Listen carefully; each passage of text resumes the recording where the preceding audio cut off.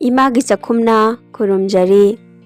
Friend ngasidi chana angauba thongbagini ko kabuli chana so hainai ko mase chana angauba chawbadune hawaiji numidang tingaga thambiramo. Masi thongbagi ngasigi niyomje yam hawba niyomne ko adomjo aigi niyomje amtang try tora yengbiu ko chage da haiga dawbani ado masi aina alu masa ahum hapjare thumje 1 teaspoon ne aduga refined oil je half teaspoon hapjare aduga aina marirak kamhanjare ko masi mulle aduga aina khutna paiba yabagi temperature phawba ko thamle inghalaba matung alu je maku khokjare ko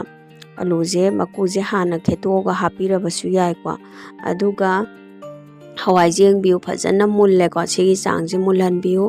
aduga kogi alu ga hawai ga je ko khara namkhai jare hawai je pungtoi toina di namkhai biganu khara mapum adum yahon biu alu je ju dum machet dum yahon biu hawai phutpa matamda thau khara hapasina ko kogi cooker je pathabagi chang walhalli thum khitang hapasina mahau helalli aduga aina hoji gas room da chatuna khangje sahanjare ko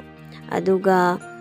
khangje khara phajana sahanbiro aduga thau hapjare thau jisu refined oil ni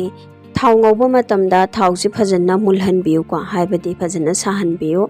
aduga mai kitang laithabiraga thau ngaubiu aina using sa makudo machet ama hapjare jira je half teaspoon ni aduga tejpat che ama hapjare aduga tilau kharaju hapjare ko aduga tilau chiti kitang yam likna tawbiganu ko kitang yam lapna dum hapiyo ba aduga singa janamga je hapchinjare aduga masi phajana mix tawsalaga ne minute ani muktang phajana ngauji ko khamela sinbaje hapjalasi khamela sinbaje lairaga di soidana hapiyo ko aduga garam masala khara phadigo maru asuba khara chicken masala ina hapchinjare ko aduga sumaina ngauringa da masala jingje hapiyo ba kogi ising hapjala kanda masala hapase ko enjang dugi mahau kaimta phangoi mangani thum khitanga hing kharaga hapiyu ko aduga tilauga khamela sinbaga je ko phajana munnabagi damakta ising kitang hapchinjai ko mahi je hapaba matung makhum je minute ani mukse aina khummaga thamjare ko aduga phajana amu mix tawsanji aina hoji khoigi cream ni ko aina hapjari base khoigi sangom gi mathakta kakhalakpa malai do adudo ni ko sangom mapan haitare ko adudo khara hapjare aduga chini kitanga hapiu pa masi hapasina ne enjang gi mahau je yamna hen bani adom jo mutang try tawbiu koi sangom gi mapan lola kanda kakhalakpa do ni ko sangom je lola matung inghala thambada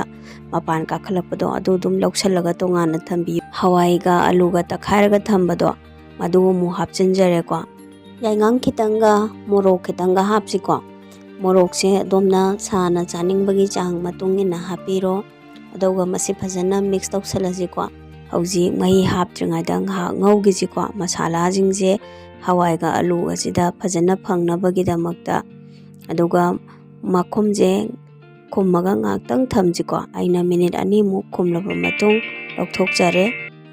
masi ngaha ngauraba matung hauje mahi hapchillaji ko mahi je adomna hapningba changdo tawbiu ko mahi nairapna charasu yai nangna chaninga su yai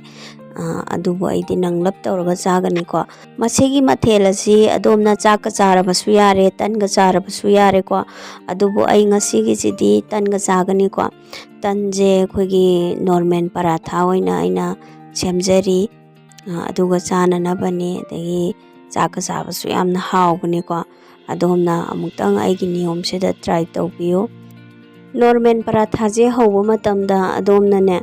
mathakta khogi takpa lorakanda phadigom khara chaisanbiraga amuk somu taksanbiu ko adugi mahau dudi yam hawbani anjang je namgadaba changda thum thakchinjare ko ado phadigom di soidana thakbiu manam je yam nungsire machu yamna phajare adomsu aigi niyom sida amuktang try tawraga chabiu adomna aigi video si like tawba kawbiganu share tawbiu comment tawbiro bell icon to su nambiramo mathangi video adomda yam phar soina laknabagi damakta facebook da makhal mathel gi lekol haina page ama leijabani aigi madu su follow taw anoba subscriber sing soidana comment ꯄꯤꯕꯤꯔꯛꯎ꯫